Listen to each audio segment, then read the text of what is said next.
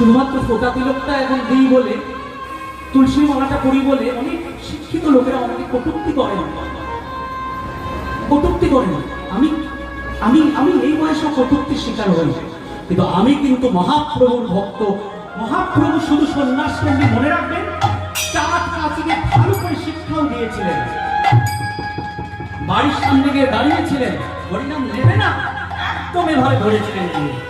আমরা দুর্বল নই। হ্যাঁ, রাধা মানে বিভোর হয়েছিলেন। গম্ভীরা লীলায় মুখ থেকে রক্ত বেরোচ্ছে, রাধা রাধা রাধা। আবার চাঁদ কাচিকেও শিক্ষা দিয়েছিলেন। সবটাই আমাদের জানা দরকার। এবারে প্রভু কি হলো? অভিমান হলো। আমরা প্রভুকে কিচ্ছু দিতে পারিনি, খারাপ আমরা, কি স্বাস্থ্যকর। শুধু হরিবাসরে শুধু নিজের মুখ খোলাবেন চিন্তা করে এখানে আসে। প্রভু কি করছেন? ভাবছেন যে আমাকে তো এটা থাকতে দেবে না নবদ্বীপে। পেছনে লেগেছে প্রভুর ষড়যন্ত্র, বলছে ওই টাকা ওগুলো করে সংসার চালানোর জন্য। প্রভু ভাবলেন আমি আর থাকবো না, যেদিন থাকবো না সেদিন আমার প্রেম ওরা পাবে না, তখন বুঝবে যে আমি কি। তাই প্রভু সিদ্ধান্ত নিলেন আমি সন্ন্যাস নেব, কলির জীবকে উদ্ধার করব।